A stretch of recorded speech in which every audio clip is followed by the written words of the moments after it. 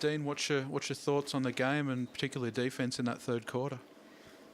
Yeah, I thought, you didn't have to be blind Freddie to realise that we hadn't been very good defensively the last probably 6 games, I think, and we were able to, creep through a few wins before the break, but, coming out of it, I thought the leaders were really good in their meeting the other day and identifying we've been poor defensively, owning that one. I thought we just had a good week of practice. We got after it. It was confrontational early in the week. Had the physicality that was required to try and match a team like Perth or in the physicality areas. And then as the week wore along, we got enough practice into us in some of the things that we hadn't worked on, late game situations, a bit of detail, but that's who we want to be. We want to be the best. We might not be the best defensive team in the league overall this year, but the second half of the year,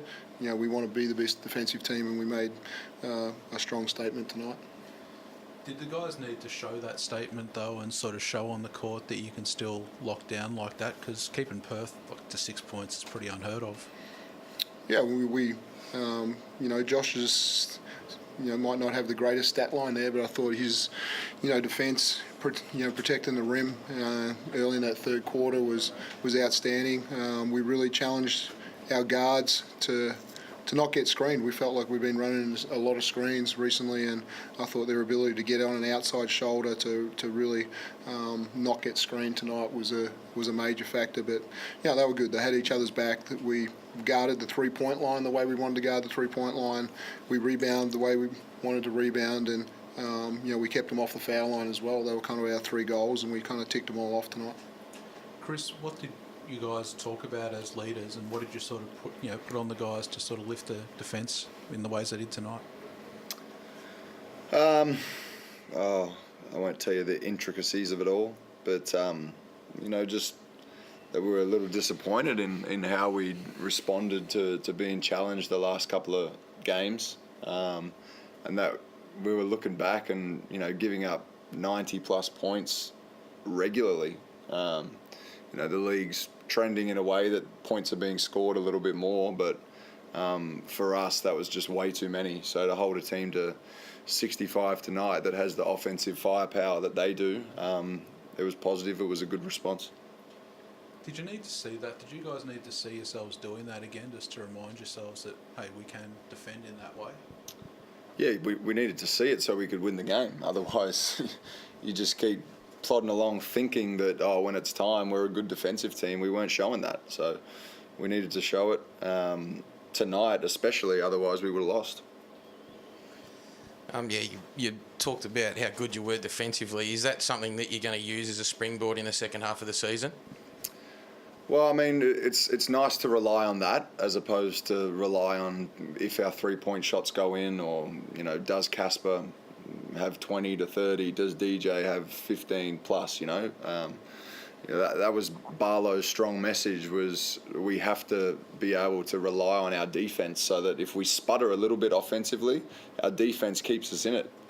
That happened a little bit tonight. There was a stretch where, as Dean said, we were getting empty possessions. We weren't getting good looks and weren't converting offensively, but we were getting stops. So it kept us floating. Whereas if we're doing empty possessions on offense but not playing D, that's when you see leads get snapped up really quick, or you go down 5 to 10 points in an instant in this league. Then you talked about Josh Boone. What sort of luxury is having Alex Pledger come in when he gets 2 early fouls, and is that something that you've got to rely on as you lead into playoffs and that sort of stuff, that it'll give Boone more rest? Yeah, and there's a few guys on this team that I really trust, with fouls as well, and but I didn't need to do that tonight. I do trust Josh to keep playing, if he picks up those 2 early ones. But Alex had a good week of practice as well. He played well last week, and got good rewards tonight. And as a combination, they were pretty tough. I love Josh Boone on the bench when Alex is going well. He's his number one cheerleader, and so they got a good connection, those two, and they love to see each other do well. You guys did a great job, obviously, on Cotton and Tariko White, especially tonight. Coming up this weekend against Sydney with Randall and Lish, what do you take out of tonight's game that you can, use this weekend? I think we respected everybody tonight, which was a big part of it. We weren't talking about sagging off different guys. We'd been hurt last week by not respecting some guys and really focusing in on others. So I thought there was a good respect for everybody tonight. I thought we were really locked into the rules of how we want to defend those key guys, and we got to a point where we said what we want to live with, and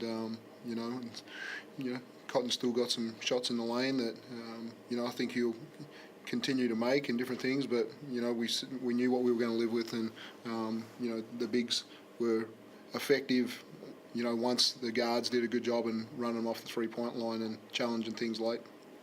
And Chris, last time you guys played Perth, you led the way before you got hurt that night. Obviously led the way again tonight. Are you finally feeling back to yourself after that injury?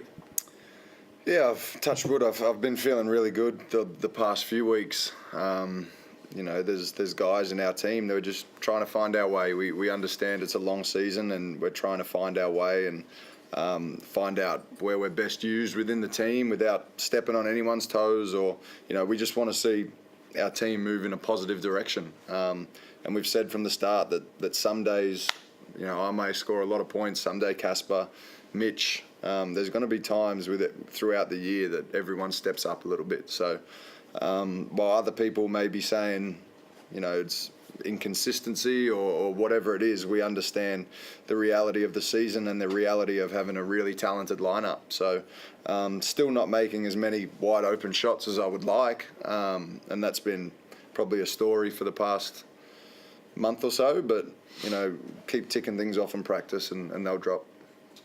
Obviously, there's a clear top three in the league at the moment with Perth, Sydney and yourselves. Do you put any extra emphasis on, obviously, tonight's game and then coming up against the Sydney this weekend? Oh, there was emphasis because we'd lost at home. We'd given up a 17-point lead on the road and lost 2 games to Brisbane. You can't afford to look too far ahead. All you can do is play the team that's in front of you and not so much make a statement, but try and play the way that we want to be known for playing, and I think we did that tonight. Dean, there was a timeout early in, I think, the second quarter where you sort of called one early. What did you sort of speak to in that timeout? Because Perth was sort of doing all those sort of Perth things those first couple of minutes. Yeah, exactly. I think we gave up 2 boards, and we missed on something that we'd scouted pretty comprehensively as well, and so they were just something I've got to stop. If I see 3 or 4 things go wrong that are major emphasis, and so